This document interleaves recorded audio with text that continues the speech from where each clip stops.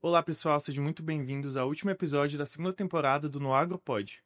Este programa é um oferecimento de Viveiro Brasplante, semeando para alimentar o Brasil. Saiba mais em viveirobrasplante.com.br. Como vocês podem ver, eu não sou a Catherine. Dessa vez, como é um episódio especial, ela está aqui do outro lado da bancada. Então, sejam bem-vindas, Catherine e Samira. Obrigada, Gabriel. É um prazer estar aqui do outro lado, dividindo esse lado com a Samira também. Excelente. Catherine, como é estar dessa vez do outro lado da bancada? Eu prefiro muito mais estar desse lado aí. Essa que é a verdade. Eu gosto muito de perguntar, sou uma pessoa muito curiosa de fazer perguntas, mas a verdade é que nos últimos tempos, até por conta do projeto que a gente tem feito, né, do Política e Agro também, eu tenho sido convidada também para outros podcasts e tem sido uma experiência diferente. E eu sinto um pouco da pressão, né, que um entrevistado sente também quando senta aqui desse lado, mas é um prazer poder falar de algo que a gente fala tão pouco, né? Que é da agência, do nosso trabalho e de como a gente construiu essa parceria. Então, já emendando um pouco nesse tópico de você ser muito curiosa, eu gostaria de saber como é que você começou e depois como é que a Samira começou no ramo da comunicação. Essa é uma história, vou tentar ser um pouco objetiva. Eu sou de uma cidade de 6 mil habitantes no interior de Santa Catarina, ela chama Embuia, e eu comecei na escola muito cedo. Passei no vestibular com 16 anos e fui morar em uma outra cidade para estudar, para fazer jornalismo já, fazer comunicação social. Mas a verdade é que eu queria ser médica veterinária. E aí a minha nota permitiu que eu fizesse jornalismo. Então, eu já me achava um pouco comunicadora na escola, eu sempre apresentava os trabalhos. Vamos fazer fila e vai ter que apresentar ou ler algum texto. Sempre eu falava. Então, fui fazer jornalismo por uma oportunidade. E aí, fui morar nessa cidade. O coordenador do curso de jornalismo, quando eu estava no último ano da faculdade, era também coordenador de uma TV dessa cidade, chama Rio do Sul, a RBA, que foi uma TV, assim, foi uma escola. Ele me chamou para ir para uma vaga de pauteira. Pra quem não conhece, o pauteiro é aquela pessoa que faz a orientação e a escala do repórter. Então, o Gabriel é o repórter que chegou hoje aqui. Eu vou te entregar um release, um pré-release, uma pauta e dizer onde você tem que ir, com quem você vai entrevistar. E no final do dia você tem que trazer aquele material para a TV. Então, foi bem desafiador. Primeiro porque eu cheguei lá depois que 8 pessoas já tinham passado pela vaga e ninguém tinha aguentado na vaga, porque é muito desafiador, você tem que fazer controle de quantidade de equipamento, quantidade de horas que o repórter está na rua, para onde ele vai. A gente cobriu uma região muito grande. A TV fica em Rio do Sul, que é a capital do Alto Vale do Itajaí, que é composto por 28 municípios, então a gente cobria toda aquela região. Às vezes você tinha que calcular tempo de estrada. O GPS não era algo tão comum nessa época, então às vezes eu não entendia geografia, eu lembro que eu tinha um mapinha assim na frente para entender qual cidade era vizinha de qual. Às vezes eu queria mandar a pessoa para Presidente Getúlio e Rio do Campo no mesmo dia e eram assim lados opostos. Então eu fui chorando muitas vezes para casa. Quando eu aceitei esse trabalho, eu era gerente de uma loja de roupa masculina, então eu já estava tranquila, mas eu sabia que ali era o máximo que eu podia chegar dentro daquele trabalho. E eu vi como uma oportunidade de trabalhar no jornalismo. E aceitei, foi muito legal. Depois da pauta eu passei pela previsão do tempo. E aí, um dia, por acaso, faltou um repórter na redação, eu peguei o microfone, fui fazer uma entrevista num acidente, cheguei lá, não tinha ninguém para entrevistar, pensei, vou fazer um boletim. E hoje até é curioso que muita gente fala assim, você sempre gravou vídeo, você sempre se comunicou muito bem. Não, eu lembro exatamente desse primeiro boletim, eu tava na beira da rodovia. Quem já tentou gravar um vídeo na beira da rodovia, sabe? Que todo mundo buzina, e eu queria entender até hoje por que as pessoas querem buzinar para um repórter. E eu já estava completamente nervosa, eu não sabia gravar. Eu escrevi mais ou menos um texto e o boletim, para quem não sabe, o repórter começa falando, que é uma dica que eu uso até hoje. O repórter começa falando e depois entra a imagem para cobrir o que ele está narrando. Então eu li o restante e concluí. Mas eu me concentrei no começo e no fim. E aí, quando eu cheguei na redação, que a coordenadora de jornalismo viu o material, ela falou assim, nossa, você saiu muito bem, e eu fiquei super feliz. E ali, eu mudei de posição, fui para repórter. E lá na TV eu fiquei 5 anos, depois de repórter eu apresentei jornal também, jornal ao vivo, dá um friozinho na barriga, você tem um TP lá, às vezes o TP não entra. E da RBA eu fui trabalhar na Record, em Blumenau também, onde eu fiquei mais ou menos 2 anos. E quando eu estava na Record, eu recebi uma proposta para vir trabalhar com assessoria política em Brasília. Que aí eu mudei o lado de balcão, né? Vim trabalhar numa área que eu não conhecia. E aí, ao invés de eu entrevistar e receber as pautas, eu era a pessoa que pautava os repórteres. Mas eu vou contar essa história um pouquinho mais pra frente. Muito bom. Agora, Samira, eu gostaria de saber sobre o seu início na comunicação, a sua história. Então, a minha foi um pouquinho diferente da Catherine. Eu queria ser engenheira agrônoma. Aí não passei por para fazer o técnico agrícola. Não passei por um. Mas a minha irmã logo em seguida entrou numa agência de publicidade para trabalhar com eventos e tal. Então eu passei a acompanhar muito ela, acompanhava ela nos eventos. Falei, cara, gostei disso e tal. E aí, por um trabalho da escola no ensino médio, eu aprendi a usar o Photoshop. Aí eu fiz um folderzinho falando dos museus de Joinville. Aí fiz um folder, frente e verso, aí aprendi, aí fui pra gráfica, meu tio tinha uma gráfica, aí fui lá, todo o processo, assim. Legal. E aí, quando eu entreguei o trabalho, a professora falou, nossa, ficou muito legal, devia seguir isso. Aí tinha uma professora minha de história, que eu conversava muito com ela, a Grazi. Aí ela falou, cara, tu devia muito ir e tal, porque eu queria fazer história depois. Ela falou, não, vai pra publicidade. E aí foi assim, eu entrei, aí depois de um tempo comecei a trabalhar no marketing da escola, né, da faculdade. Então atendia desde a educação infantil até um ensino superior ali. Aprendi muito, o André, um colega meu, me ensinou muito sobre marketing. Ele, enfim, eu brincava que ele era meu pai na profissão. E depois, a agência que a minha irmã trabalhava entrou para uma campanha política. E aí foi fazer um estágio numa campanha política. E desde então eu fui seguindo de campanha política em campanha política na minha carreira. Assim. E assim você acabou aqui em Brasília. Essa história a gente conta. Resumidamente. Bem resumidamente. Mas eu acabei em Brasília, é outra história. Mas eu queria abrir um parênteses nessa história, assim, pra quem nunca trabalhou em campanha política, você começar numa campanha política, você já tá no olho do furacão, porque assim, diferente de você ir pra uma agência que geralmente você trabalha com planejamento, né, você trabalha com um conteúdo antecipado, a campanha, ela tem um planejamento que ele nunca vai acontecer. Isso é um fato. Então, dificilmente você tem uma pessoa que te pega pela mão e diz, olha aqui, querida, aqui vai ser sua mesa, você vai sentar aqui. É tudo um caos. É um caos. É como você estar cozinhando em uma cozinha em reformas. Você faz 1000 coisas ao mesmo tempo e o caos está acontecendo. Ótima analogia. E você precisa continuar ali. Então, eu falo isso porque eu também estive em campanha em áreas diferentes da Samira. Mas é muito isso, né? É prova de fogo. É que, assim, eu não tinha experiência de nada, assim, nem... E até engraçado, porque foi a primeira vez que eu mexi com um Mac, então eu não sabia nem mexer no computador. Não era um sistema Windows, né? Não era o sistema Windows, eu não sabia mexer no computador. Era o início da internet, então tava todo mundo descobrindo como é que se fazia card pro Facebook. E...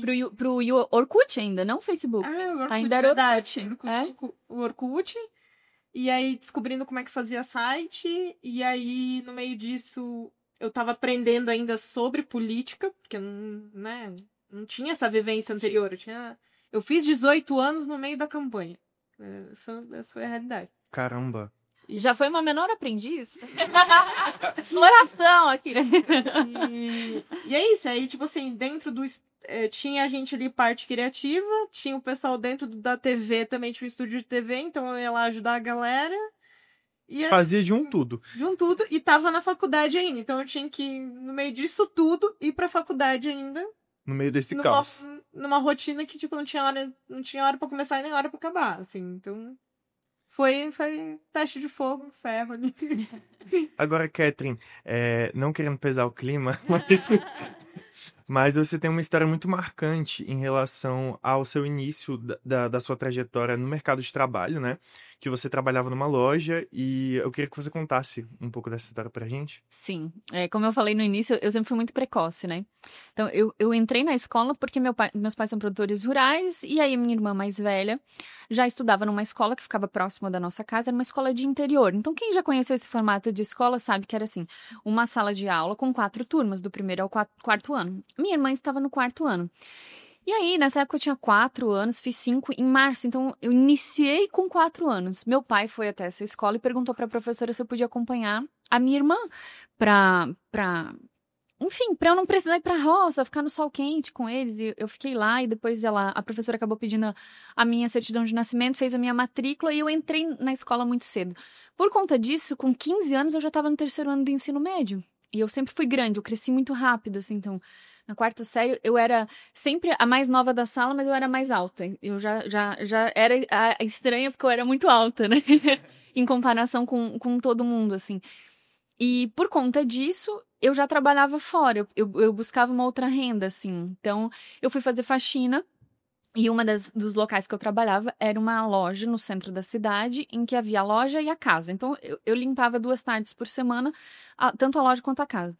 E um dia, um calor insuportável, quem já esteve no sul no verão sabe que é muito úmido, então você transpira muito.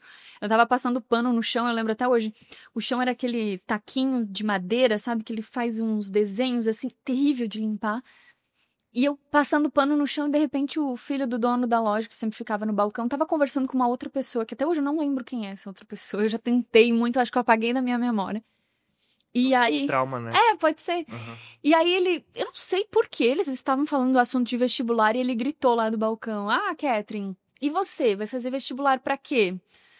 Eu toda animada, né? Eu vou fazer pra jornalismo.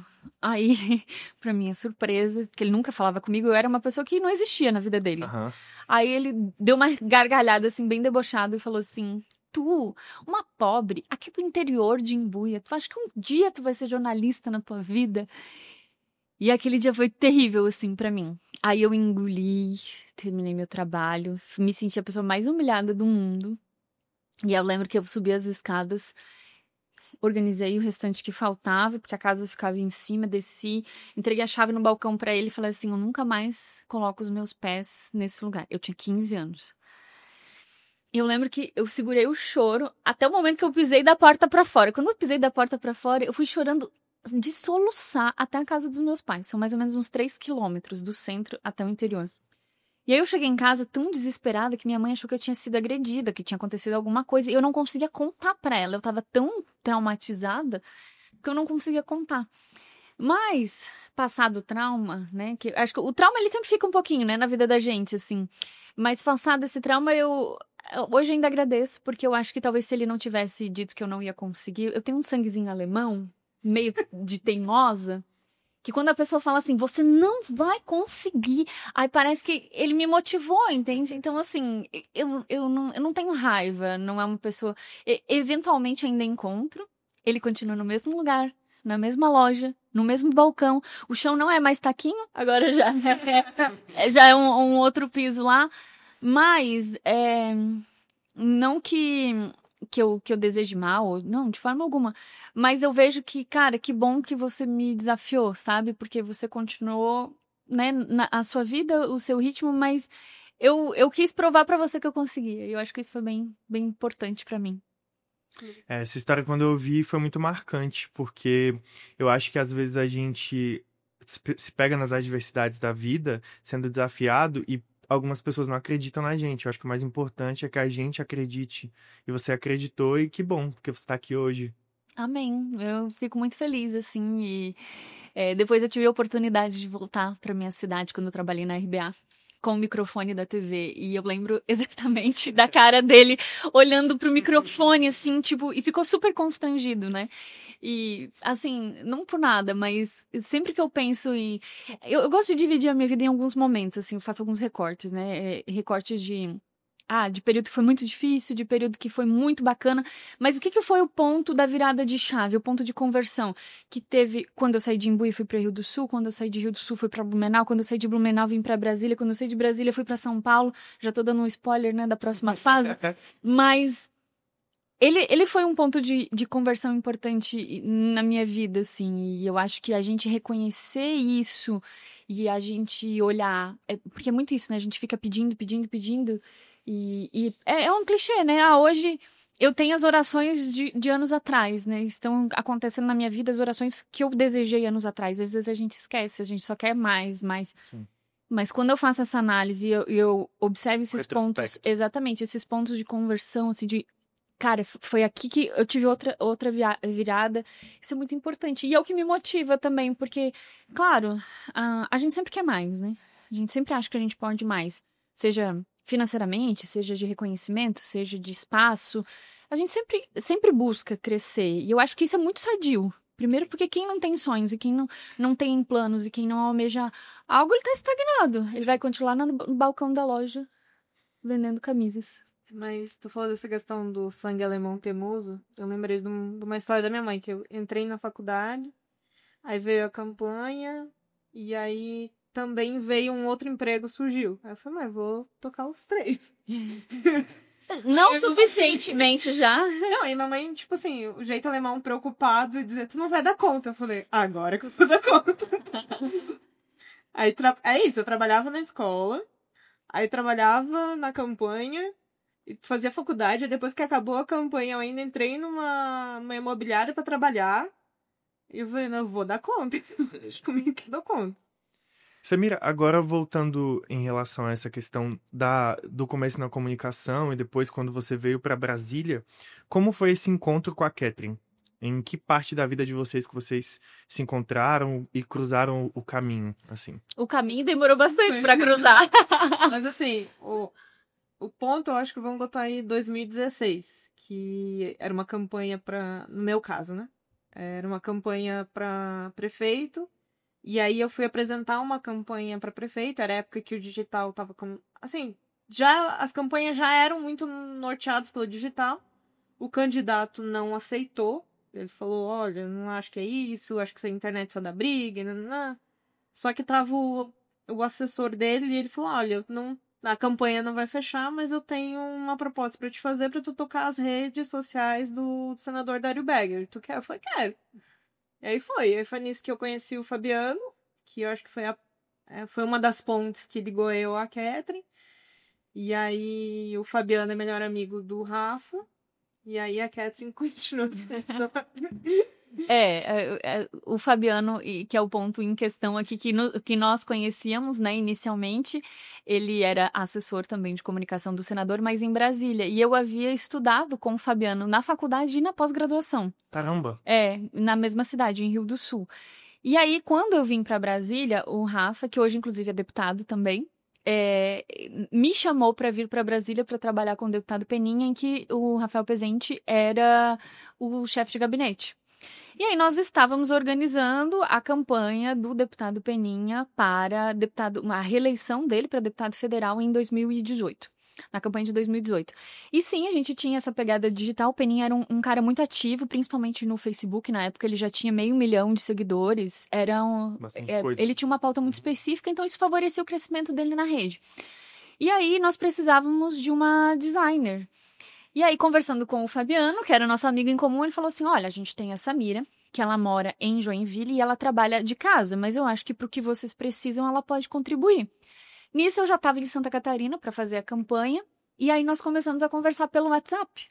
E fizemos toda essa campanha de deputado federal, que inclusive ele foi reeleito, pelo WhatsApp. Eu na parte de comunicação, criando as peças, e a Samira na parte de edição.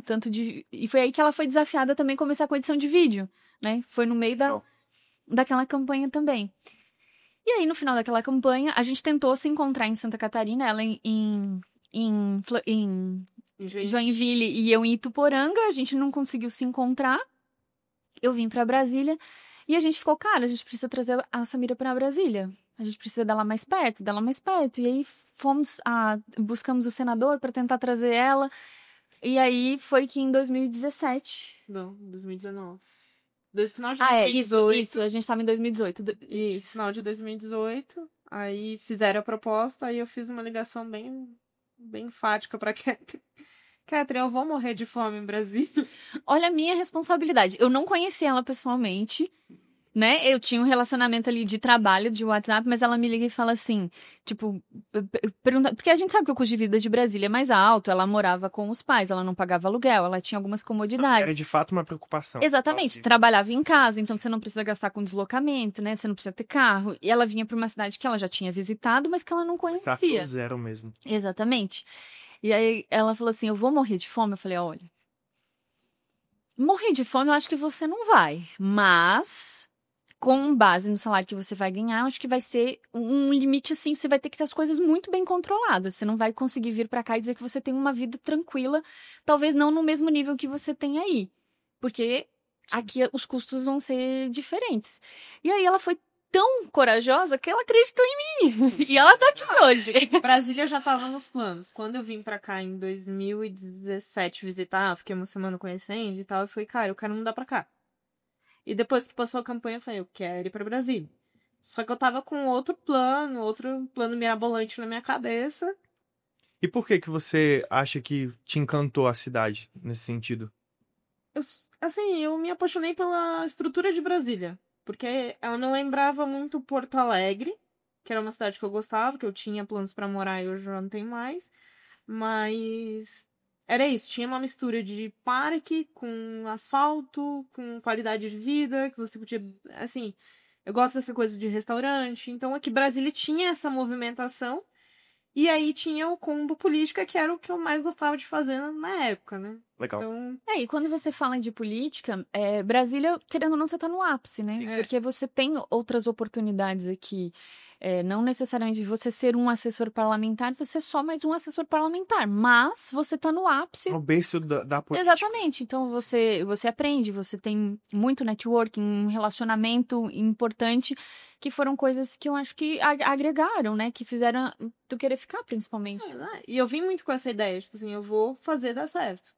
Mas é claro que, assim, a pergunta que eu fiz era nesse sentido, assim, eu sabia o salário que eu ia ganhar, sabia das coisas, né, mudava totalmente a minha vida no sentido de sair da casa dos meus pais e vir pra cá, mas eu vim com essa garra, com esse foco, assim, eu vou fazer dar certo.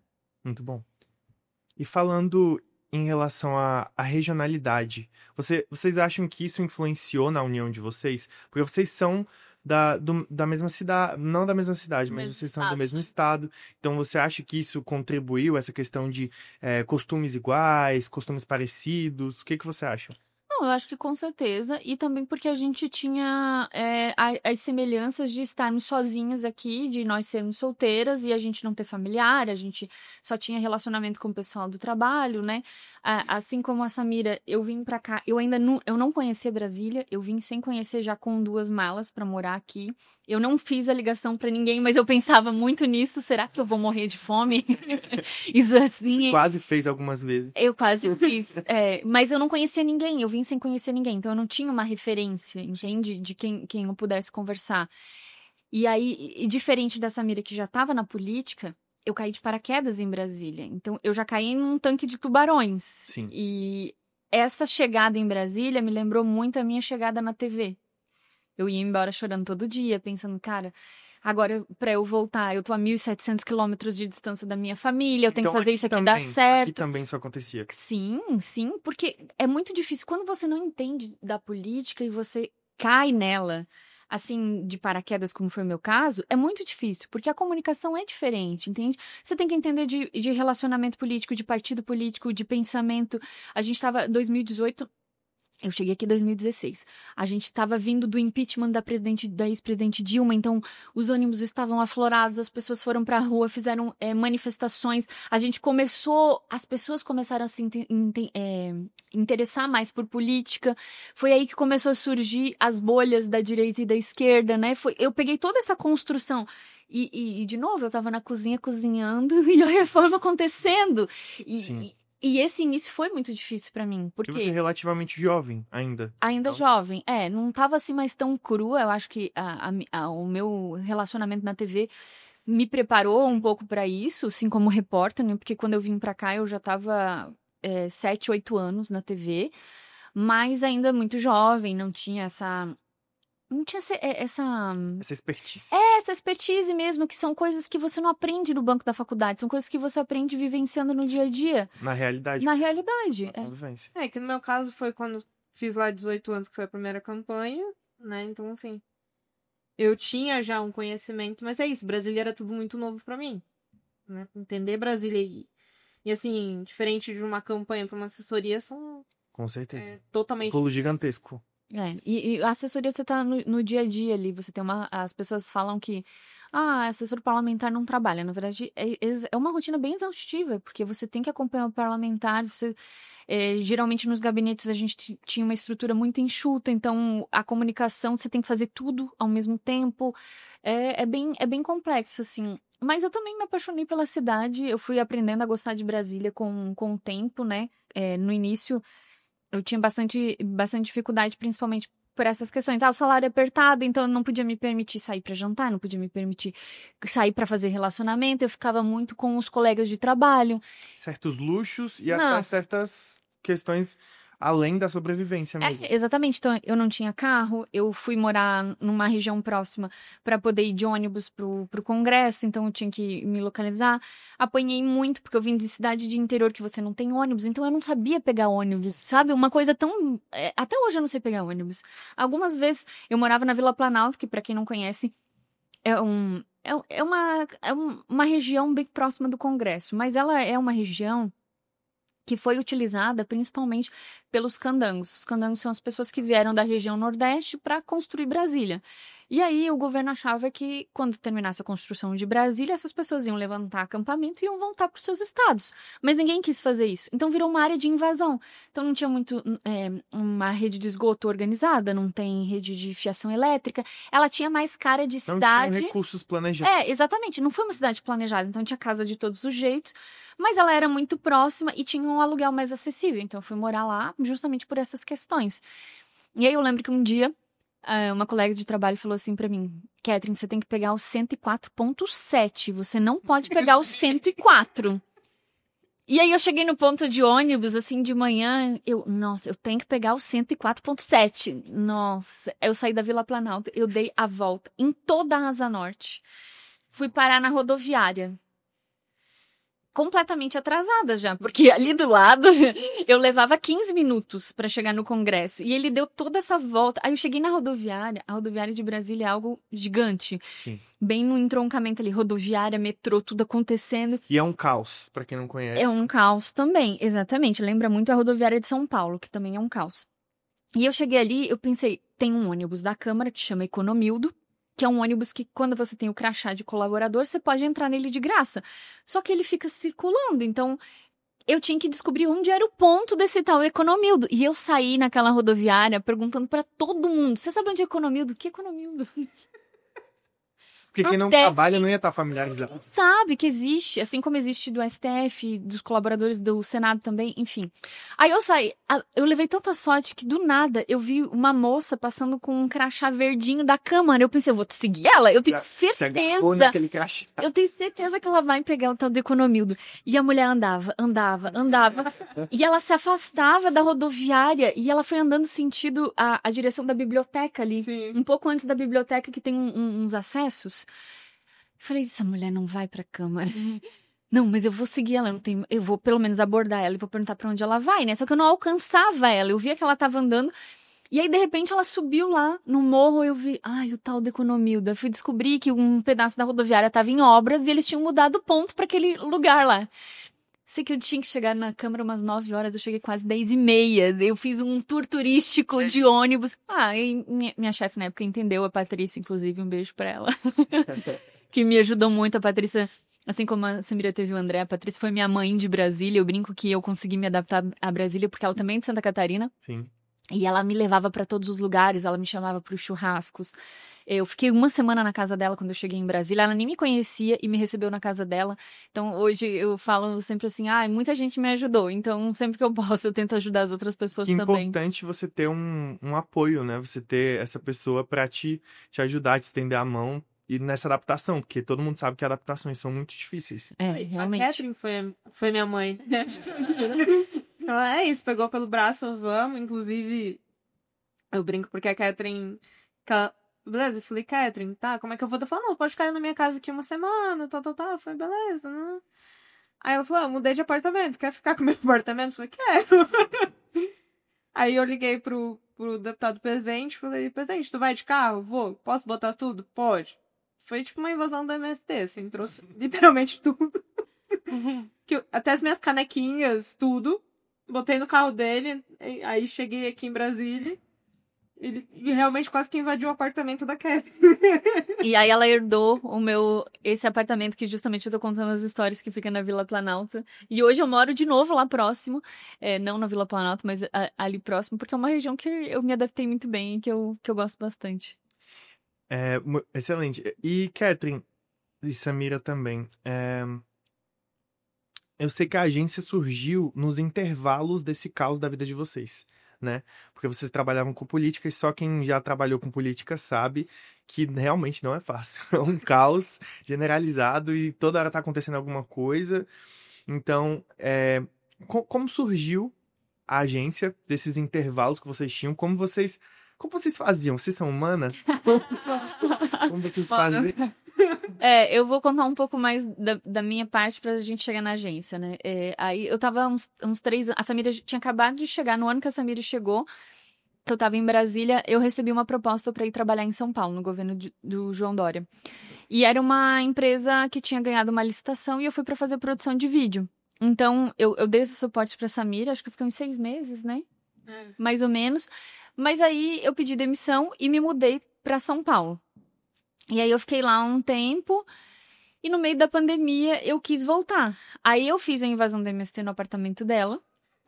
Ela foi de Brasília para São Paulo comigo de avião. A gente colocou as minhas coisas dentro do carro e nós viemos dirigindo quase 10 horas de São Paulo até Brasília. Ela foi me resgatar, assim, a gente brinca que ela foi me resgatar. Porque, assim, foi uma situação muito difícil lá em São Paulo, porque eu trabalhava muito, a gente pegou o período da pandemia. E eu tive um burnout, porque eu trabalhava demais. Eu tinha uma equipe para fazer esse gerenciamento. Inclusive, tem um livro escrito sobre essa história que ele vai sair. Eu tô falando que ele vai sair logo, que foi uma história muito curiosa. E aí eu vim pra Brasília e falei pra Samira, nossa, não tô legal e tô mal. E aí eu recebi a proposta de um deputado de Recife, de Pernambuco, para trabalhar na comunicação dele. Eu falei, é isso, vou vir para trabalhar na comunicação dele. Pandemia, não tinha muitas oportunidades de trabalho. A gente veio, cheguei na casa da Samira, acampei também, aí ela foi a minha mãe, foi o contrário. E aí naquela semana eu aluguei um apartamento no mesmo condomínio dela, só que em blocos diferentes. E no final de semana ela falou assim, comprei um curso que fala sobre estratégia de comunicação política. Aí final de semana, como tu não tem nada pra fazer, tá sem internet. Era ano eleitoral também. Era ano eleitoral, foi 2020. Como tu não tem nada pra fazer lá no teu apartamento, não tem internet, porque o apartamento era mobiliado, né? Então eu basicamente só levei minhas coisas. Vamos assistir o curso comigo. Eu, tá, um sábado de manhã. Era um sábado inteiro o curso. Aí tá a gente assistindo o curso. Aí eu falei pra ela assim, Samira, mas isso aí que ela tá ensinando no curso, a gente já faz. Por que a gente não abre uma empresa e começa a fazer consultoria pros parlamentares? E é isso, foi no dia 4 de julho de 2020. Aquela campanha municipal, a gente já teve vários clientes, então a gente cumpria nosso horário, nossa carga horária, eu na Câmara e ela no Senado. E a agência, a gente brinca que a agência começou funcionando no 3º turno, que era sempre à noite, nos finais de semana e madrugadas. Porque, principalmente em período eleitoral, a gente já teve situações de virar madrugada, editando vídeo, produzindo conteúdo e fazendo estratégia. E aí, graças a Deus, a Samira é chefe, então ela sempre cozinhou muito bem. Então, ela ficava, às vezes, ela ia cozinhar e eu ficava decupando material. Pra quem não sabe o que é decupar material, é você separar, né, os trechinhos, as falas. E depois a gente trocava, eu ia escrever texto e ela ia editar os vídeos, porque a gente só tinha um computador também. Então, vocês ainda revisavam. Revisava ainda o computador, exatamente. Ainda no ramo da política, a gente sabe que vocês têm ainda um braço na política, que é o Política e Agro, né? E como é que funciona isso? A política não larga vocês? Vocês não largam a política? Eu acho que é mais a gente não larga a política, né? Porque, assim, ou a política não larga a gente. Eu acho que é mais a política não larga a gente. Que eu tinha fechado com essa data. Assim, lembra que a Samira veio pra Brasília porque ela era apaixonada por política, né? Ela só queria ser rata de congresso, ela queria ficar lá nos bastidores, acompanhando as polêmicas. E aí foi muito por acaso que as coisas foram mudando, né? Porque a gente Depois que a agência já estava 1 ano no mercado, a gente começou a abrir para outros clientes que não eram só necessariamente de política. Então veio uma escola, veio uma outra empresa.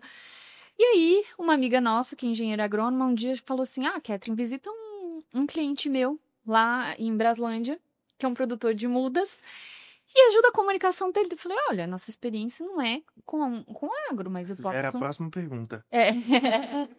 Pois é, que eu vou ter que entrar nessa parte do agro para chegar no política e agro, né? Senão a gente dá uma volta. A gente já tem uma história longa. Já? E aí, eu visitei ele, que é o Leandro, que é do Viveiro Brasplante, que é inclusive patrocinador oficial desse podcast. O Leandro sempre foi um incentivador, assim, de todos os projetos que a gente criou na agência. A gente criou um relacionamento de amizade mesmo. E o Leandro, eu brinco que ele é o culpado por a gente ter ido pro agro, porque ele começou a indicar a gente para outros clientes e abriu muitas oportunidades do agronegócio, até que no ano passado a gente decidiu posicionar a agência para atender o agro. A gente já estava assim muito cansada da rotina de congresso, muito. Eu 9 anos, a Samira 7, então... E querendo ou não, o congresso fazia uma parte muito significativa na vida de vocês. Muito. A mais significativa. Porque assim, a gente, por muitos anos, né, a gente conciliou os dois. Então a gente continuava lá. E foi difícil pra gente desgarrar, assim, né? Tipo, deixar de trabalhar num gabinete parlamentar, né? Foi complexo. Não, e assim, eu acho que, por exemplo, porque é meu e da Catherine dá sempre o melhor no que a gente tava fazendo. Né? Então, teve um ano passado, né? Que eu falei, cara, eu não tô conseguindo atender o deputado, não tô conseguindo dar conta da agência, então. Tem que escolher. Tem que escolher. E aí eu falei, cara, vou pra agência, porque é isso. É construir. Mas a história tava sendo construída muito bonita, não dava deixar morrer assim. Você já tava meio cansada também dessa. É que é uma rotina puxada, né? De você, assim. Eu tinha também passado por uma mudança no sentido de como eu via a minha vida. Sim. Né? Então... Talvez aquela virada dos 30, por ali? Foi dos 35. A virada dos 35, então.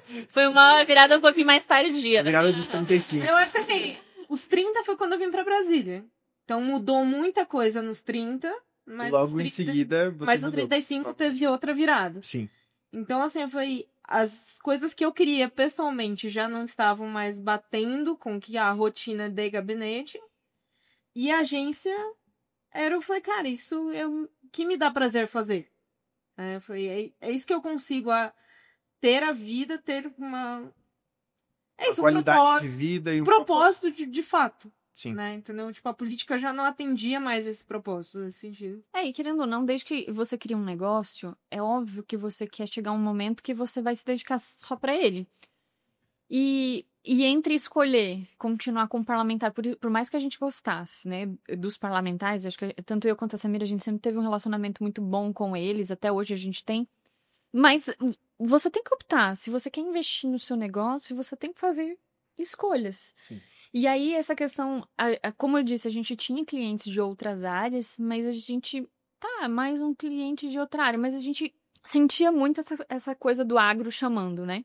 Porque meus pais eram produtores rurais, então a gente começou a gostar muito de fazer produção nas fazendas, produção de vídeo, começamos a criar um relacionamento com o agro muito legal.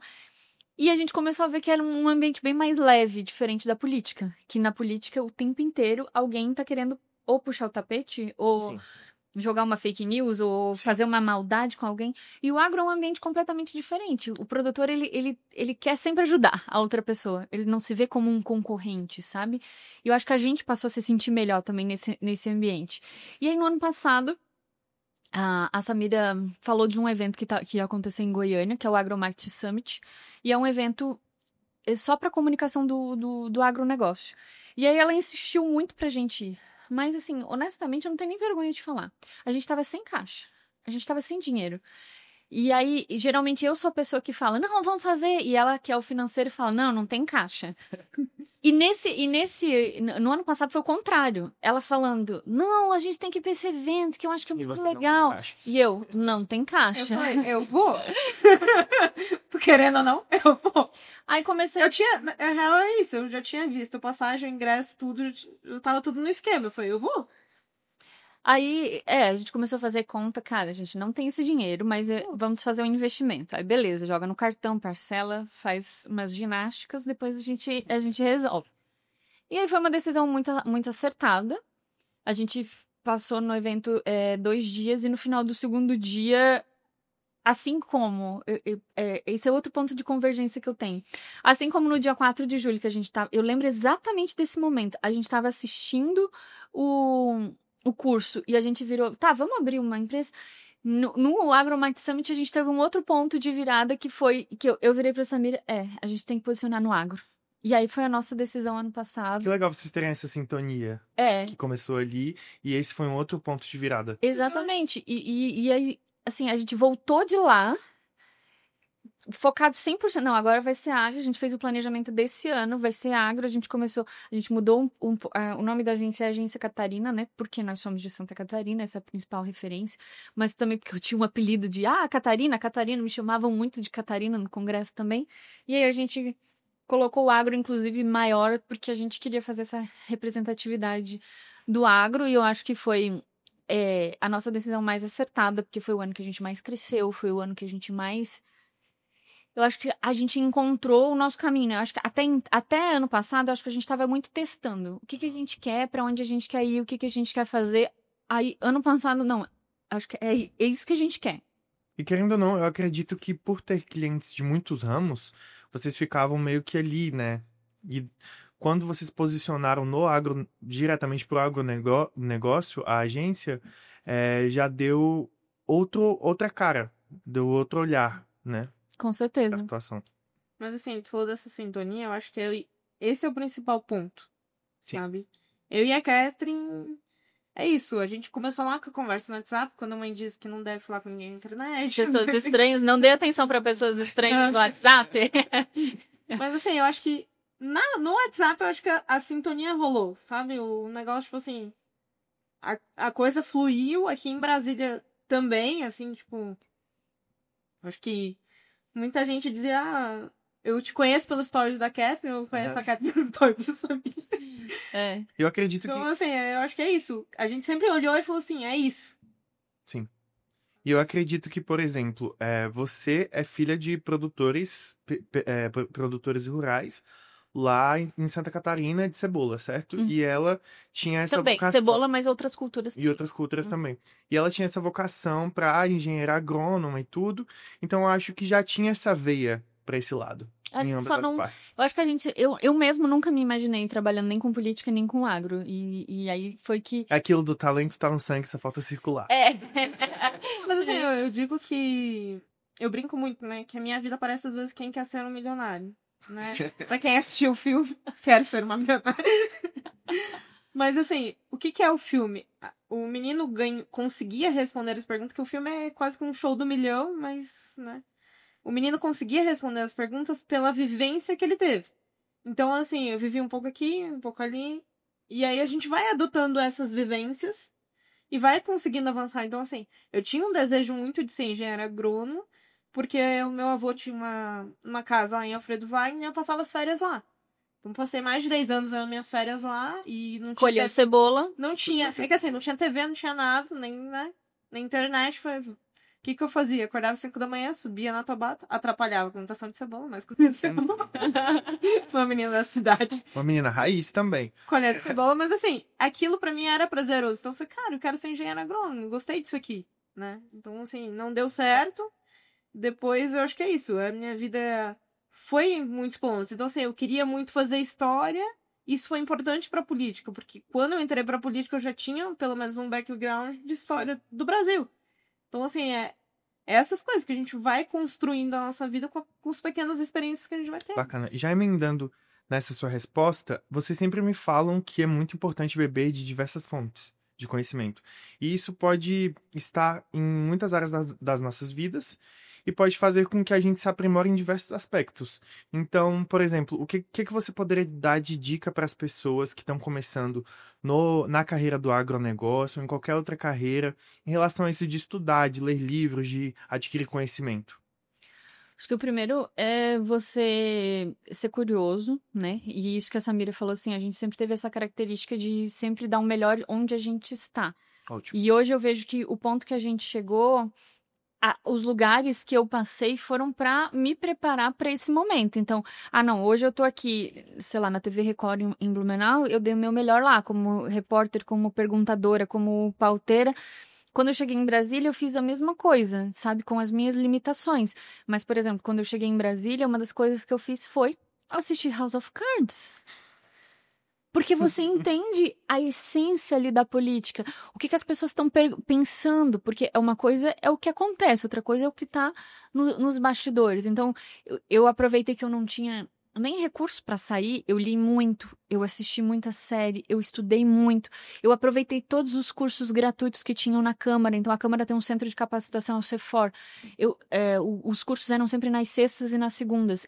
Eu sempre me matriculava em todos os cursos que tinham lá e que eu podia aprender, principalmente sobre processo legislativo, que é uma área muito complexa de compreender, porque legislação fala assim, a norma regimental diz que o presidente pode fazer isso e o parlamentar titular da comissão pode fazer isso. Mas na prática pode acontecer A, B, C, D. Uhum. Tudo é muito, sabe, não é objetivo. Tudo pode ser mudado. E o presidente ainda vai lá, rasga o regimento e bota e impõe. Ele quer.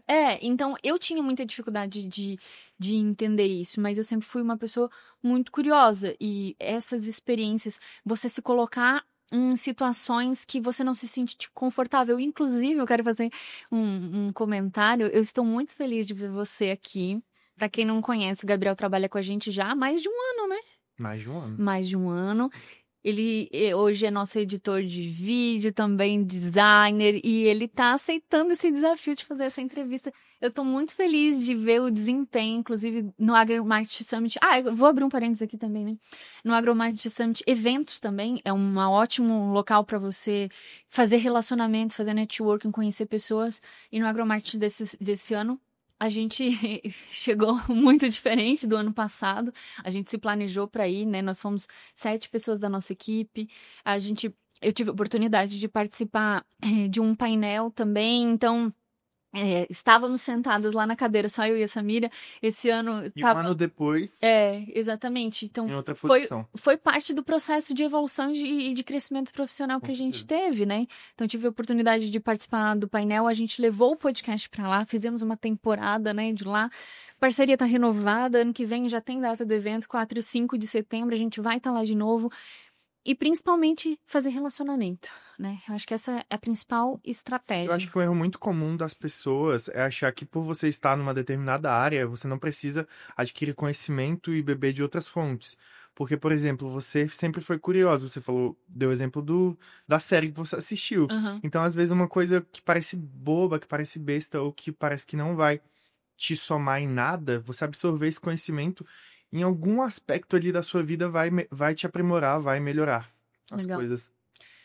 Não, eu concordo com a Kendra. Eu acho que a gente tem que... É isso, buscar e ser curioso. Buscar muitas fontes de informação, assim. Eu também fui... Eu gostava de política, mas, assim, gostar de política e entender política são duas coisas diferentes, né? Então, assim, você como espectador vendo o que tá acontecendo na TV é uma coisa, quando você muda de balcão é outra. Então, eu sempre fui muito, tipo, entender esses dois lados, sempre gostei muito da história e tudo mais. Eu acho que um ponto importante foi foi início de 2018, que eu passei no processo seletivo para ir num curso do Mrs. Brasil, que é o Mrs. Summer School. Então a gente passa uma semana imerso estudando de fontes políticas. Claro, o direcionamento é muito mais para o liberalismo, para a direita e tudo mais. Mas é isso, eu conheci muitas pessoas lá que quando eu cheguei em Brasília, tô aqui em Brasília, a gente conseguiu fazer um relacionamento legal, ter a pauta legal de trabalhar. E eu acho que é isso, a gente vai construindo as coisas. Eu sempre fui muito, por exemplo, do meu lado, no sentido de editora de vídeo, de card, eu sempre ia lá no YouTube, como é que faz tal coisa, como é que não sei o quê, como é que não sei o quê. Assim, e eu quando estava na faculdade, eu tinha, assim, no início da faculdade, eu tinha um tempo muito ocioso. E eu tinha um computador, eu precisava, né, vamos otimizar esse tempo aqui. Então eu fazia muitas vezes, eu aplicava muito tutorial, muita coisa que tinha no YouTube. O próprio YouTube é uma fonte. Isso. Né? Assim, eu não tinha. É que assim, não E era é a de época graça, né? dos grandes cursos, no sentido de eu ir lá, pagar um curso Sim. pra ver e tal. Então eu queria saber como é que fazia, como é que mexia no programa. Eu sempre fui muito atrás de entender como é que eu faço isso. Bom. Hoje eu tô mais focada em entender como que funciona as IAs. Sim. Então eu passo um Notenbom, ele usou esse prompt aqui. Olha isso aqui. E assim, hoje você, Samira, você, Catherine, também vocês são empreendedoras. Eu gostaria de saber quais são os maiores desafios em ser empreendedora no Brasil, atualmente. Nossa, são muitos. São muitos. Principalmente, a gente fez um podcast recentemente falando sobre a questão da mudança, né, da reforma tributária. E quando o nosso exemplo, quando a gente decidiu criar a empresa, a gente decidiu criar a empresa não porque nós somos boas gestoras, a gente decidiu criar a empresa porque a gente gosta de fazer comunicação. E às vezes no processo diário do gostar de fazer comunicação, talvez essa se torne a última etapa que a gente consegue fazer. Porque você tem todo um caminho burocrático antes de você fazer o que você gosta de fazer, que é desafiador. E todos os dias a gente tem que estar aprendendo, e todos os dias a gente, poxa, isso aqui a gente errou, isso aqui não deu certo. E cozinhando com a cozinha em reforma. Sim. E porque a rodinha tá andando e a gente precisa atender os clientes da mesma forma, mas as coisas estão mudando. E acho que o segundo ponto, e que eu acho que é o mais desafiador, é você sempre estar atualizado para a entrega do mercado. Porque isso que a Samira falou, por exemplo, ela está muito dedicada nessa questão da inteligência artificial, das IAs. Isso é fundamental e a gente está ajustando o nosso modelo de negócio para isso também. E até voltando um pouco, respondendo a tua outra pergunta, que a gente fugiu um pouco, como surgiu Política e Agro, né? E eu acho que a nossa história resume o Política e Agro. A gente veio da política e a gente está no agronegócio.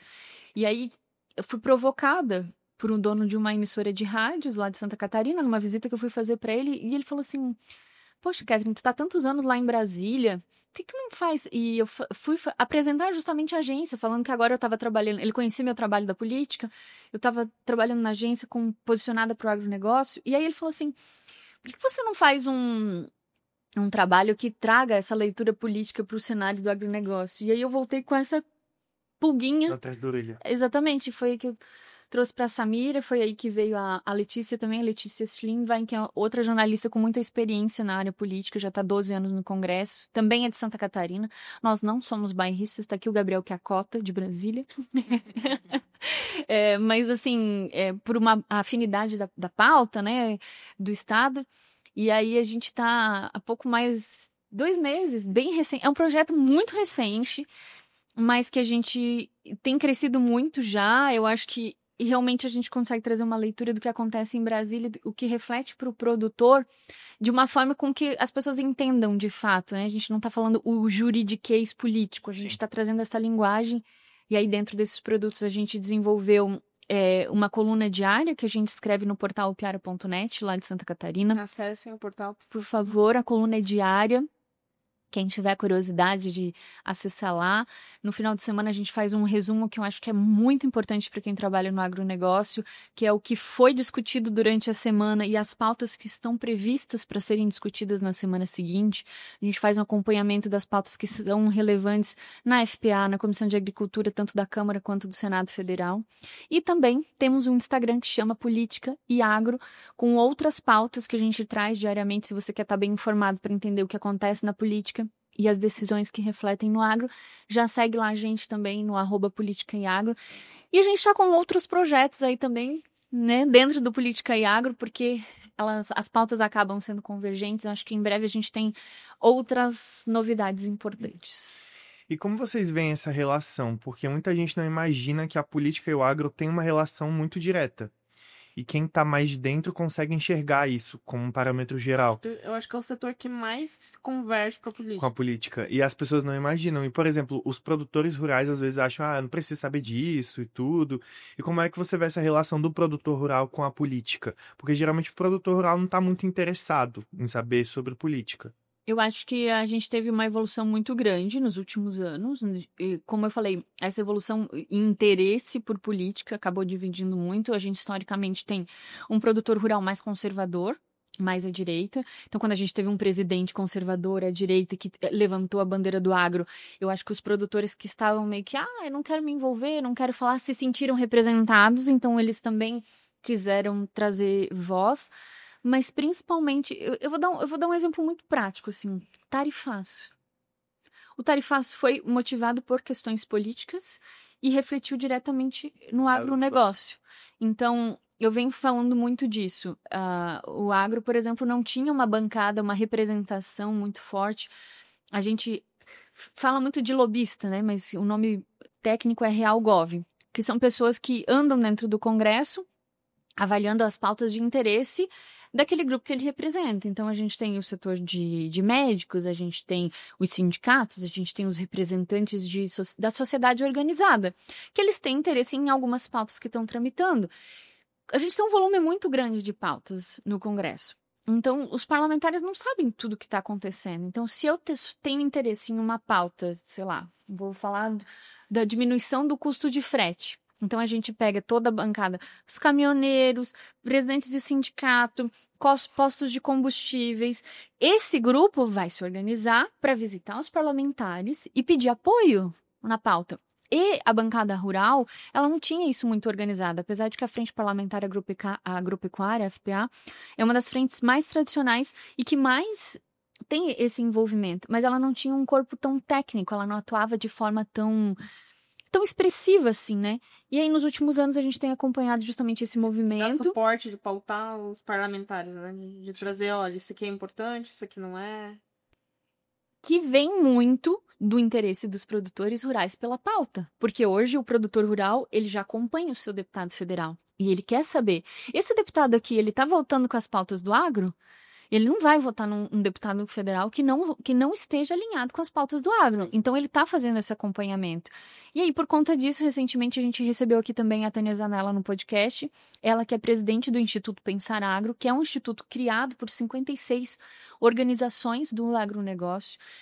E que ele trouxe uma base técnica tão profunda para a frente parlamentar, que agora a gente tem, por exemplo, um documento que foi entregue recentemente que vai representar todo o agronegócio na COP30. Caramba! Então, imagina a dificuldade de você construir um texto que seja a representatividade do agronegócio na COP30. Que importante, tá? Claro, exatamente. E com força política de representatividade. Então, acho que a gente teve muitos avanços. O agro não está passando por um bom momento, a gente sabe disso.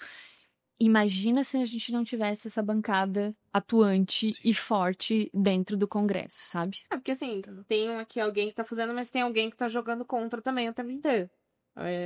E foi uma coisa que eu comentei com a Kétia, que eu percebi que quando a gente quando ia pras fazendas gravar, a gente via um produtor muito doído, né? Tipo assim, e principalmente quando dizia, não, a gente trabalhando na Câmara, eles ficavam assim...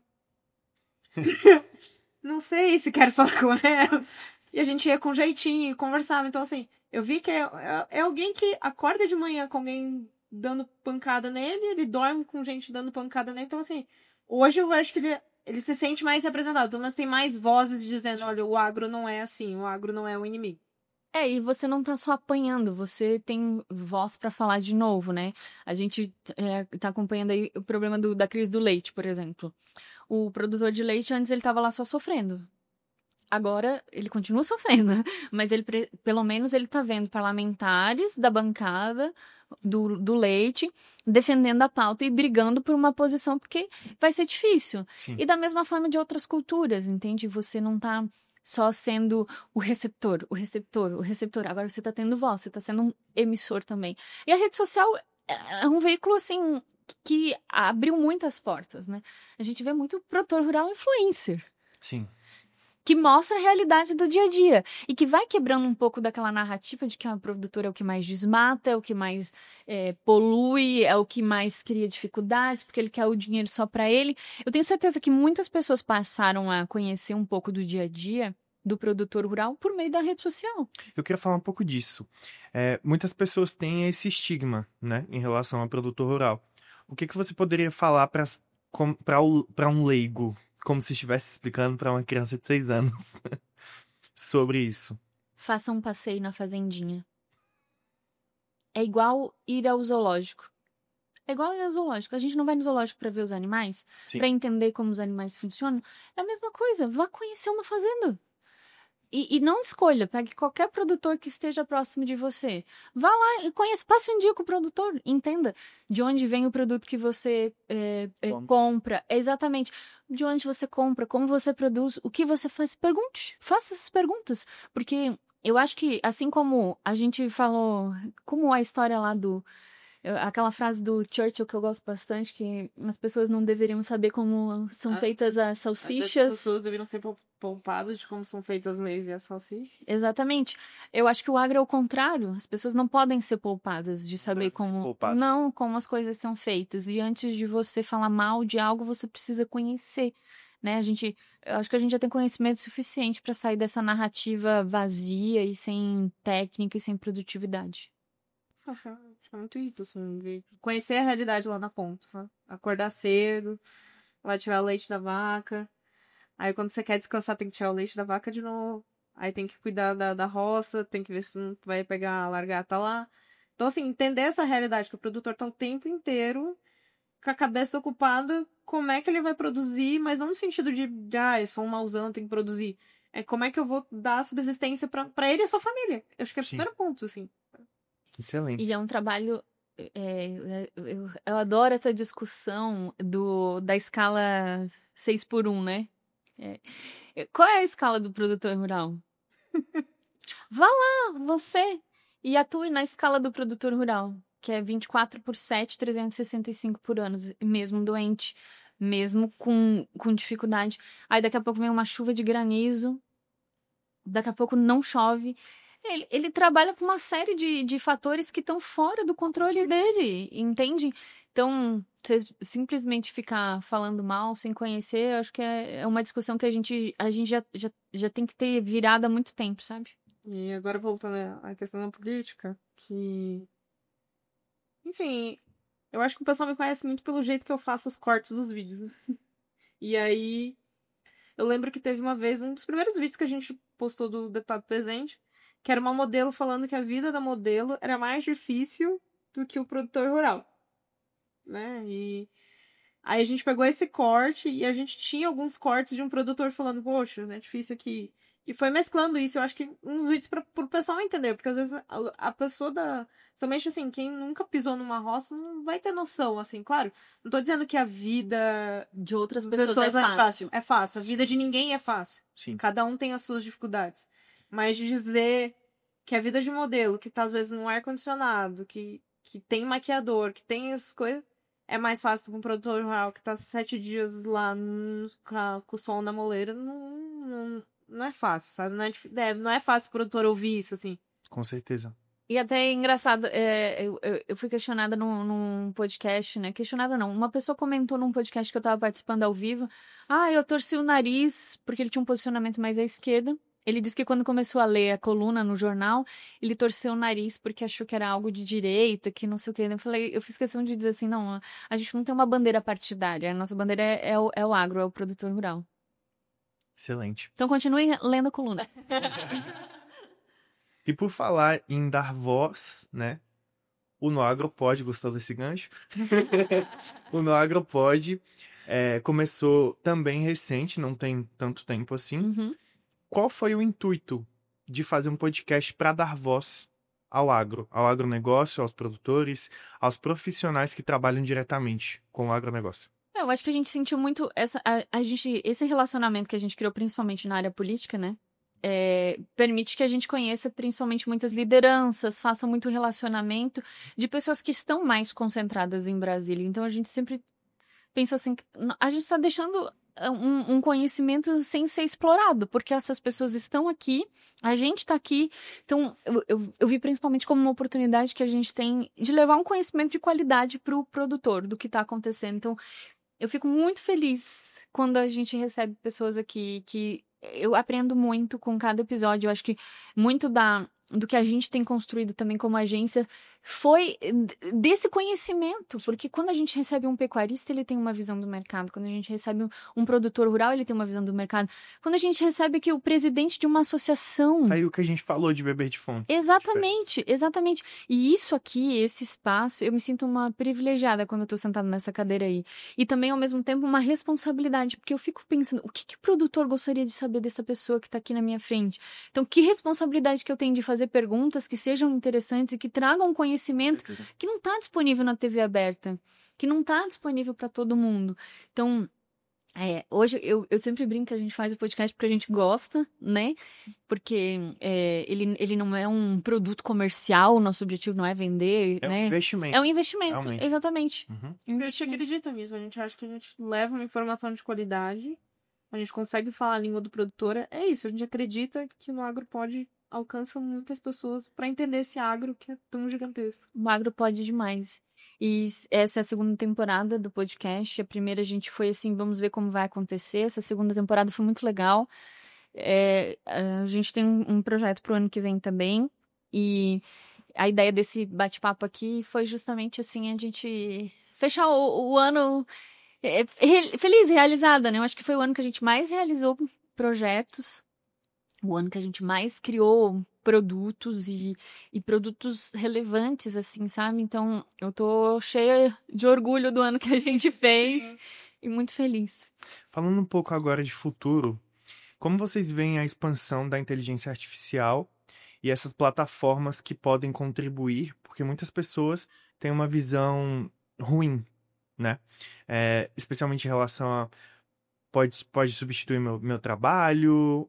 Como é que vocês veem essa relação com a parte da comunicação, né? Porque a comunicação está diretamente ligada à inteligência artificial. Eu acho que, como tudo que a gente não conhece, a gente sempre tem medo e tem esse receio de como vai ser. Mas eu vejo como uma nova revolução industrial. Muitas pessoas perderam emprego na revolução industrial, isso é fato. Sim. Eu acho que a inteligência artificial ela vai provocar um pouco disso também.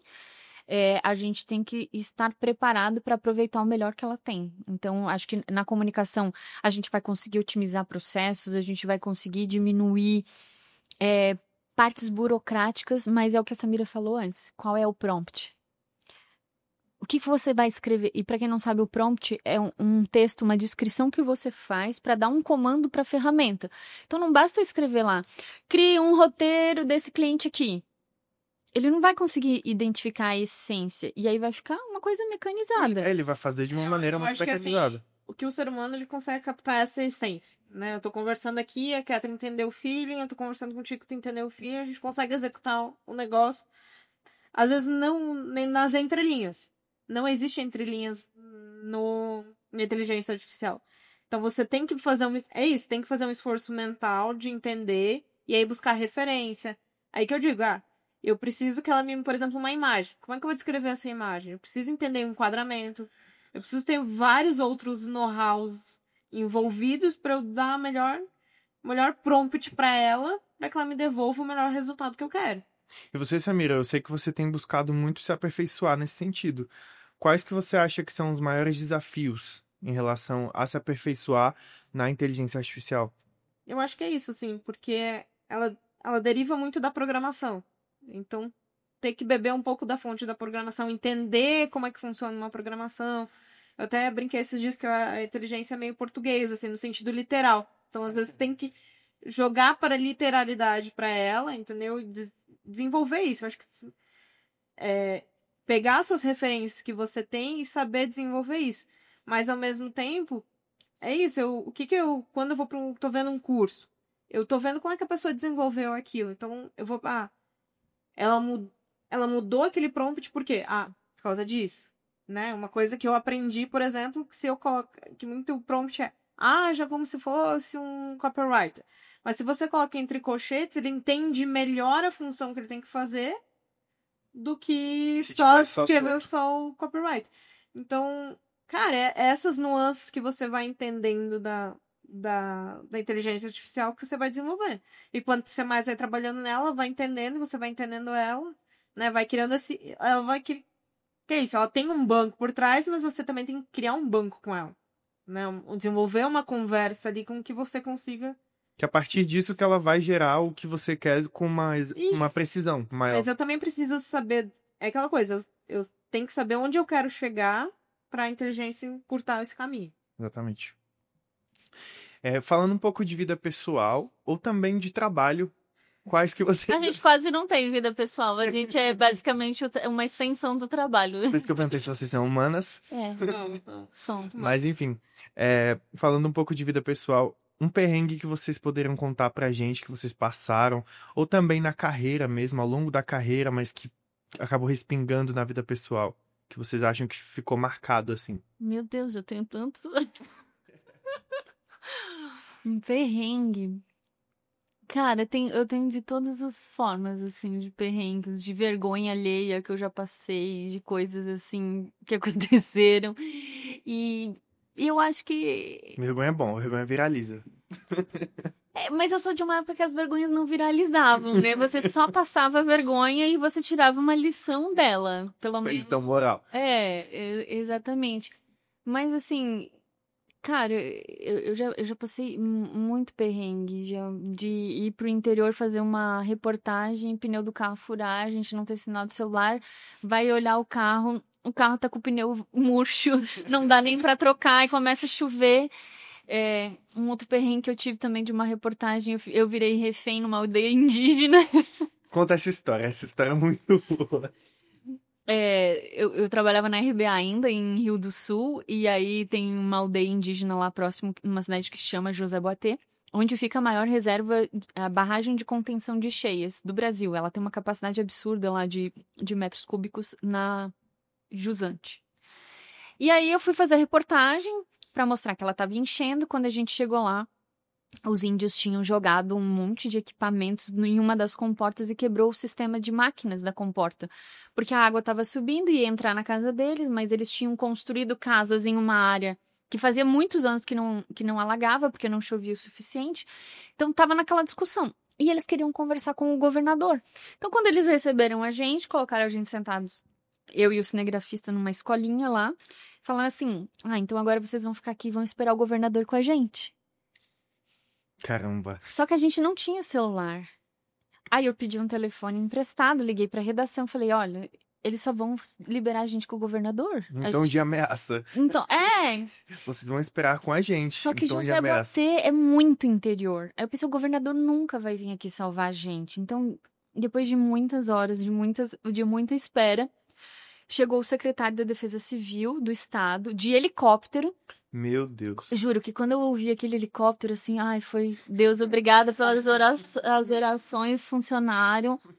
E aí o secretário da Defesa Civil chegou, assumiu a conversa lá com eles e liberou a gente. E até hoje o problema da barragem não foi resolvido. Ele continua desse jeito. E cada vez que um colega meu vai pra lá, eu sempre brinco, olha, não vai ficar de refém aí. Já começa a rezar. Exatamente. Uma outra situação curiosa também de carro foi que uma vez a gente estava indo para uma pauta muito longe, numa cidade lá que chama Rio do Campo, e a gente voltando com 3 pautas factual, que era pro jornal do dia, inclusive uma estufa que tinha incendiado. De repente a Polícia Rodoviária Estadual para o carro e manda a gente encostar. Tá, a documentação do carro de vocês está vencida, a gente vai ter que reter o veículo. E ela, tipo assim, 6 da tarde, o jornal 7 da noite. Não, moço, eu tenho que chegar na TV com esse material aqui. Você não está entendendo. Tu tem que liberar a gente, tu não tá entendendo. E ele deixou a gente retido lá. As pautas, obviamente, não foram no jornal. E aí o dono da TV teve que ir lá buscar a gente, pagar a guia para liberar o carro, no outro dia buscar o carro. E aí, como é interior, todo mundo ficou sabendo que o carro da TV tava com o IPVA atrasado, enfim. Nossa, aí tem outra do zoológico Catonitur, que é na cidade lá de Salete. Era na cidade de Salete, era um zoológico muito famoso. E tinha uma elefanta. E a elefanta um dia fugiu do zoológico. E ela andando na cidade, quebrou o muro de uma casa. Ela foi contida, ainda bem ninguém machucou, ninguém se feriu. Só que por conta disso o zoológico foi fechado. E aí toda vez que tinha transferência de animais, caía no meu plantão. E aí, um domingo, o meu plantão era o dia do transporte dos felinos. E aí chegou toda uma comunidade reiki querendo fazer reiki naqueles felinos de mais de 500 quilos e dizendo que iam convencer eles a dormir no reiki para colocar dentro do carrinho de transporte. Eu falei, cara, domingo no interior. Cidade de interior não tem nem restaurante aberto no domingo. Porque todo mundo come na casa da família, né? A gente não tinha família. Ficamos lá naquele zoológico, eu não aguentava mais ver aquele povo fazendo reiki, fazendo reiki, fazendo reiki. Até que do nada veio uma alma bondosa. Isso já era quase 6 da tarde, assim, final do dia. E falou assim, olha, a gente vai dar um tranquilizante porque não tem como esperar mais. Assim, graças a Deus, deram um tranquilizante, botaram os felinos. Conseguimos voltar pra cá. Ai, gente, eu tenho muita história. Eu fiquei ilhada numa enchente, Não é perrengue, assim. Mas eu acho que teve uma vez uma situação numa campanha que... Enfim, como a gente falou, a campanha é pesado, às vezes a gente trabalha 24 horas. E foi numa dessas, assim... precisamos produzir as placas pra entregar na campanha. Eu falei, então tá bom, vamos produzir as placas. Só que tem que produzir 70 placas no final de semana. Eu falei, não dá pra fazer. No final de semana. Vamos fazer. Enfim, aí 6 horas da tarde, um monte de lata de Red Bull do lado. E vamos. Só que assim, a gente tinha feito todas as guias, né? Enfim, o Photoshop você trabalha com guias e tal. Tínhamos estruturado toda a placa, era só trocar a cara e trocar nome, trocar a cara, trocar nome e vai. E uma das guias baixou. E o pessoal da gráfica, em vez de dizer, tá cortando. Que era pra cortar aqui, tava cortando aqui. No rosto do candidato. Em vez de dizer, tá cortando o cara, não falaram. Aí o produtor foi lá, ligou, Samira, para aí, deu problema, não sei o quê. Eu falei, o que deu? Tô cortando a cabeça do candidato. Só que a gente tem problema de, sei lá... É que assim, 70 placas, mas era 70 placas... Eram 70 candidatos, era 70 placas, 70 adesivos, 70... Eram muitos 70. Muitos 70. 60, 70 de novo. Então foi isso, tipo, para tudo, vai, resolve todo o material de novo. Só que daí assim, a gente chegou a falar, cara, é insano hoje. E Red Bull... Não, é que assim, eu já tinha virado de sexta pra sábado, já era sábado 5 da tarde... E o negócio, aí a gente sentou e falou, não, vamos parar, vamos resolver, vamos ter a semana inteira pra fazer bonitinho. Aí eu lembrei de outras duas muito boas, que eu vou contar bem rapidinho. Vou te falar. Uma foi em 2011, que eu tava trabalhando na RBA também, e a gente tava numa transmissão ao vivo, e do nada desligou o transmissor da TV, e a gente descobriu que tava chegando água, e a gente ficou ilhado na TV. E aí não tinha como sair. A água já tinha fechado a porta da TV, a gente não percebeu porque estava numa transmissão ao vivo e nós ficamos presos lá dentro. A gente ligou pro bombeiro e pediu pro bombeiro ir resgatar a gente. Ele chegou de barco. Deus. Só tinha de barco. Ele só tinha um tanto assim, ó, da porta, tinha água na porta e eles puxaram a gente pra dentro do barco, juro. E aí foi muito engraçado. Eu vou contar essa história, Luana, não me mata, por favor. Tinha uma pessoa lá na TV que usava um pó muito exclusivíssimo. E o nosso desejo de repórter era experimentar aquele pó. A gente ficou presa muitas horas dentro da TV esperando o resgate do barco. A Luna falou assim, eu vou testar esse pó hoje. Esse pó tá aqui. Passou o pó. Quando o bombeiro me puxou pra dentro do barco, eu olhei pra cara dela. Ela parecia uma abóbora. Ela tava toda laranja. Eu falei, tá vendo? Por isso que ninguém usa esse pó. E aí, gente, a correnteza começou a vir com tanta força, o nosso bote começou a fazer assim, eu pensei, cara, a gente vai morrer, a gente vai virar notícia na TV com o transmissor desligado. E aí, a gente passou uns perrengues, eu achei que a gente ia cair mesmo na correnteza, mas a gente saiu. Você virando notícia e não podendo anunciar no dia seguinte. Isso. E a gente teve que ficar num hotel, enfim, porque não tinha como voltar pra casa. Passamos um pouco de fome também, porque a única coisa que a gente tinha era banana, não tinha onde comprar. Foi uma enchente bem difícil em 2011. E uma outra situação bem difícil também que eu passei foi numa cobertura policial em Blumenau. Famoso Morro da Edith, quem conhece, Blumenau é uma cidade muito tranquila, mas o Morro da Edith é uma área dominada pelo tráfico, barra pesada. E um dia, eu não cobria policial, fazia pouco policial.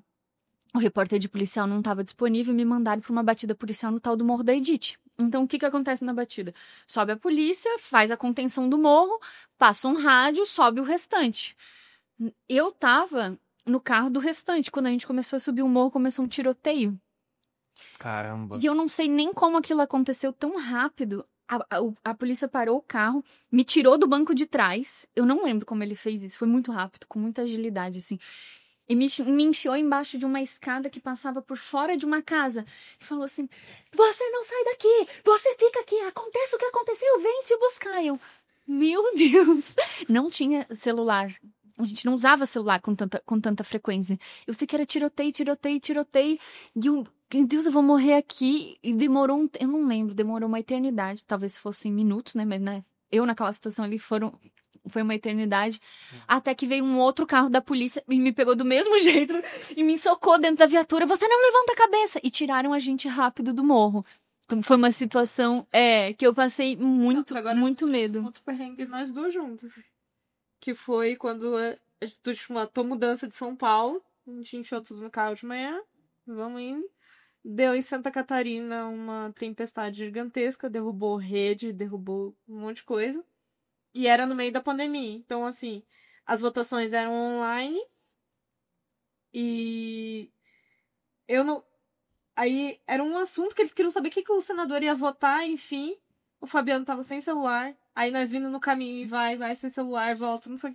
Sem sinal. Sem sinal. A gente chegou em Brasília sem sinal, sem comunicar com o Fabiano. Acho que um dia e pouco sem conseguir comunicar. E entender esse voto do senador, que ninguém entendeu. Não, e eu lembrei de outra que a gente tava junto também. A Samira recém tinha chegado em Brasília e teve a eleição da presidência do Senado. E aí, a senadora Cátia Abreu simplesmente virou a menina que roubava pastas, foi lá, roubou a pasta do presidente, causou todo um auê, era pra ter resolvido na sexta-feira, porque a votação é sempre no primeiro dia de fevereiro daquele ano. Essa Samira tinha recém chegado, em menos de um mês em Brasília. Uma semana. É bem recente.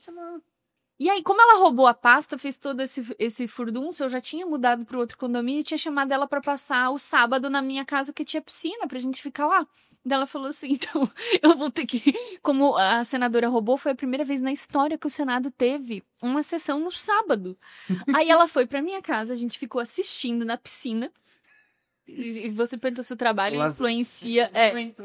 Muito. Ela levou tanto azar que o gelo derreteu e o celular dela ainda morreu. Ai, gente, vou parar de contar isso. A gente tem que encerrar esse podcast, senhor e apresentador. Não, dizer, a Catherine, porque não sabe, ela tem uma chave geral. Quando ela diz, vou dormir, eu vou dormir. Ponto. Eu conheci ela pessoalmente uma semana. Meu celular tinha morrido. Ela falou, eu vou dormir. No meu caso, eu não tinha tanta intimidade pra chegar e dizer, vou dormir na sua casa. E na minha cabeça tava tudo certo, ela ia dormir lá em casa, entendeu? Eu vou dormir, eu tô cansada. Deita e dorme também. Eu só esqueci de falar pra ela, entendeu? Aí tinha um vizinho do lado. Eu falei, nossa, você pode pedir o Uber pra mim? Que eu tô sem... Meu celular tá dentro do pote de arroz, literalmente, tava dentro do pote de arroz. Tá dentro do pote de arroz, enfim. Cheguei em casa, deu tudo certo. No outro dia ela, onde é que você tá? Eu tô em casa. Não, eu acordei achando que ela ia estar comigo lá em casa. E ela já tinha ido. Chegando na reta final, então. Próxima vez eu podia dormir na casa. Já ela entendeu. Chegando então na reta final aqui, eu vou fazer 2 perguntas relacionadas justamente a esse assunto de que vocês têm uma vida muito corrida e trabalham demais. Você tem como hobby, como foi falado anteriormente, de culinária. Como vocês veem, por exemplo, a questão de ter hobbies, se exercitar fisicamente, igual a gente falou anteriormente também, de beber de outras fontes, de adquirir outros tipos de conhecimento para a saúde mental das pessoas, né? Para as pessoas que trabalham muito, como vocês, que são workaholics.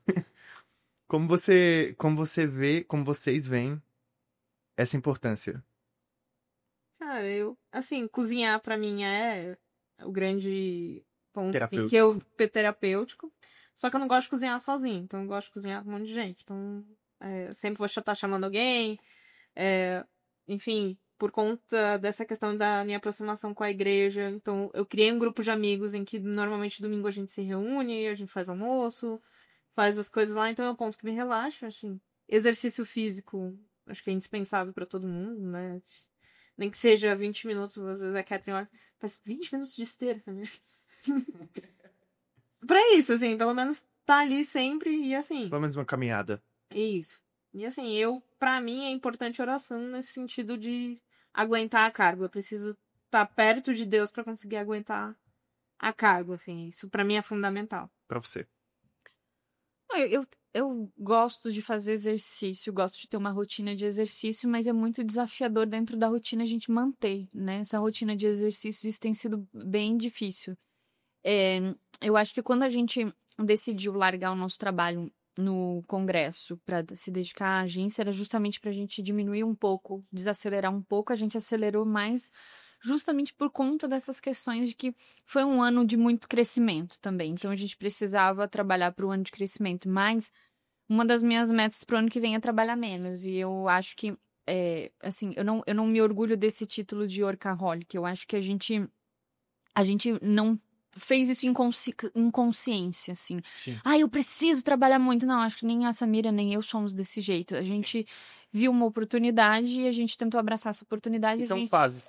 Exatamente. Então, hoje, quando eu penso assim, eu tenho um hobby. Eu não tenho um hobby específico. Eu gosto de fazer coisas... Eu tento fazer coisas que eu consigo ficar um pouco mais quieta. Porque, assim, como eu faço muito parte comercial, eu tô sempre em contato com muita gente, conversando. Chega um momento que você tem que parar um pouco pra se ouvir. Então, eu acabo ficando mais quieta. Eu gosto de ficar em casa, gosto de fazer programas mais caseiros, gosto de ir num restaurante, como eu gosto de tomar chimarrão. Lá no meu condomínio tem uma área verde que eu gosto de sentar, botar o pé na grama, sabe? Ficar olhando pra água. Sabe essas coisas que parecem besteira, que às vezes a gente não dá atenção, mas sim. São muito importantes. Eu preciso um pouco do silêncio, porque senão eu tô tão no contato com muita gente, e eu sou uma pessoa que sente muito a energia das outras pessoas também. E isso me cansa demais, me suga demais. Por exemplo, agora, a gente teve uma semana de muita pressão em Goiânia. Que foram dias de... foi muito legal, foi, mas, poxa, muita pressão, organização do evento, pensar em toda a estrutura, as coisas que a gente ia levar. Por mais que eu tenha essa facilidade de me comunicar com a câmera, mas estar no palco não é algo que me deixa confortável, e eu tava lá no palco com 600 pessoas, então eu senti essa pressão, né, e é difícil você se colocar à disposição e você ir lá. Acho que eu fiquei muito feliz com o resultado, mas ao mesmo tempo isso é muito desgastante psicologicamente. Aí eu já emendei uma outra viagem para Santa Catarina, que eu fiquei uma semana lá também, com muito contato com muitas pessoas, fazendo relacionamento, também em busca de outros projetos que a gente está fazendo. Então, eu sinto muito essa necessidade de ficar sozinha. Assim como a Samira, ela tem mais um relacionamento com a igreja, o meu relacionamento não é tanto com a igreja, mas eu tenho um relacionamento com Deus muito próximo. E tanto que em Goiânia eu sinto muito a presença de Nossa Senhora sempre, o tempo inteiro, né? Eu tinha ganhado um broche, um botãozinho pro chapéu da minha cunhada lá em Santa Catarina. E aí eu tava num momento de tanta tensão que eu tinha que subir no palco, que eu tinha que falar pra tanta gente, e sentindo a pressão de que, poxa, é uma oportunidade pra agência, então eu preciso dar o meu melhor. E aí eu lembrei do meu botãozinho de Nossa Senhora Aparecida e coloquei no meu crachá, assim... E eu senti muita presença do manto dela também naquele momento, assim. Então, eu sou uma pessoa que... Eu não sou tanto da vida social da igreja, mas eu Essa relação sinto direta com Deus. é muito próxima, assim. Eu converso com Deus o tempo inteiro, ele tá sempre comigo. Parece que ele tá pendurado aqui no meu ombro. Eu tenho esse relacionamento, mas eu não sou da vida da igreja. E eu não acho que isso é o certo. Eu acho que a gente tem que ir na igreja, assim. A gente tem que ter esse relacionamento. Mas é o meu jeito de falar com ele, e principalmente de sentir a proteção de Nossa Senhora, que eu sinto ela muito próxima. E eu acho que isso é uma das coisas que a gente sempre teve muito com a gente, assim, né? Vamos decidir alguma coisa importante. Não, vamos orar primeiro. E vamos pedir uma resposta. A mãe da Samira tem um canal direto com Nossa Senhora e com Deus. Então, sempre que a gente precisa de alguma coisa, eu falo, Samira, pede pra tua mãe rezar e dar um sinal pra gente, porque eu acho que é isso, assim, a gente não consegue fazer nada se a gente não tiver Deus na nossa vida, e eu acho que isso foi uma consequência também tão legal, que quando a gente foi montando o nosso time, a gente observa características em todo mundo que faz parte da equipe, muito semelhantes, nesse sentido, assim, acho que todo mundo tem uma fé, cada um do seu jeito, mas são características muito convergentes. As pessoas que chegaram e que talvez não tinham... E não é porque a gente exige, né? No currículo, você tem religião, você tem fé, você acredita em Deus. Não, mas é algo natural do processo. As pessoas... Talvez algo que seja atraído. Isso, eu acho que é muito da nossa energia, da nossa vibração, das coisas que a gente acredita. E as pessoas que chegaram no processo e que não tinham isso tão claro, por algum motivo ou outro, elas se afastaram. E eu acho que faz parte do processo natural. E eu senti muito essa nossa força em Goiânia, muito essa presença, principalmente porque eu tava me sentindo, não fragilizada, mas eu tava me sentindo... Eu sou muito confiante em tudo que eu faço. Eu posso estar morrendo de medo, mas eu vou lá e faço com confiança. Em Goiânia eu não tava com essa confiança. Eu demorei muito, sabe, cara, eu vou conseguir. Eu demorei muito por uma questão, às vezes, sei lá, de merecimento. Será que eu sou merecedora de estar lá? Sabe, eu fico me questionando essas coisas. E também porque a gente vinha de, né, uma série de problemas que a gente teve que resolver. E aí eu senti muito isso, né? A gente ficou lá, foram 3 dias intensos de viagem, de trabalho, a gente ficou na mesma casa, todo mundo hospedado, então a gente fazia as refeições juntos, e eu senti muito isso, assim, e fiquei muito satisfeita com o que a gente construiu, né? A gente construiu uma comunidade mesmo, uma família, e todo mundo tava ali, sabe, dando o seu melhor, todo mundo tava dedicado, todo mundo tava se superando, todo mundo abraçou e falou assim, não, a gente quer ir pra Goiânia. Ai, que legal. E aí foi... Assim, eu me realizei muito, realmente, assim. E assim, essa coisa do manto de Nossa Senhora protegendo a gente é o tempo inteiro, assim. Eu vejo, eu olho e falo assim, foi Nossa Senhora que livrou aqui, que a coisa aconteceu. Acho que é muito isso, assim. Eu vejo em certos momentos muito nítidos que é a mão de Deus fazendo, direcionando. E eu brinco, assim, que Deus deu uma volta gigantesca pra juntar eu e a Catherine, né? Pra que a coisa fosse. Aí ele vai lá e mexe aqui, mexe lá. E é muito isso, assim. É isso, a nossa agência, ela vem de um propósito de Deus, assim. Muito, muito nítido isso. Que importante. É. E para encerrar, eu queria perguntar para vocês como vocês veem o futuro do agronegócio, em geral.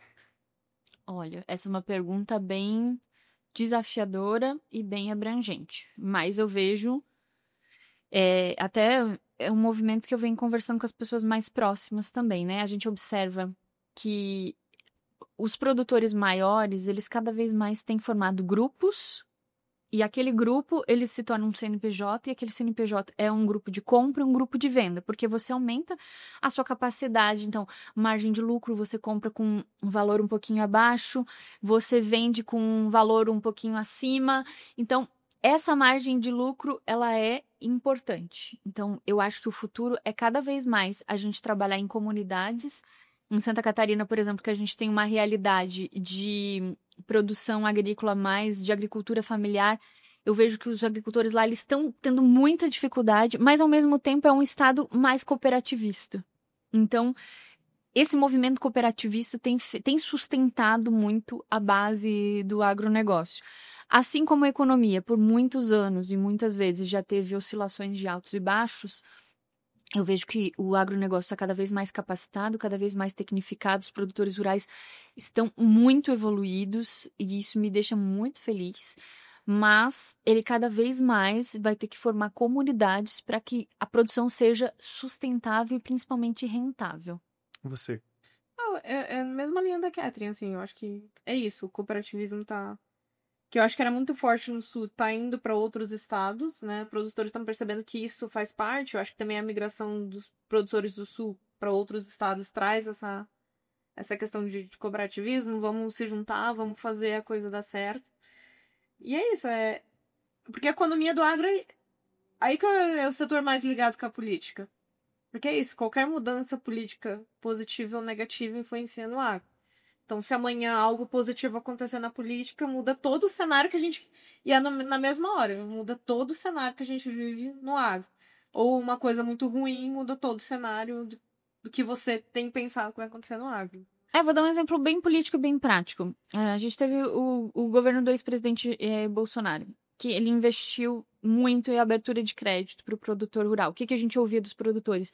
Nossa, vou investir, vou trocar máquina, vou abrir área de terra, vou plantar mais. Quando a gente chega com o governo do atual presidente Lula, que ele já reduziu os investimentos, todo o setor pôs o pé no freio.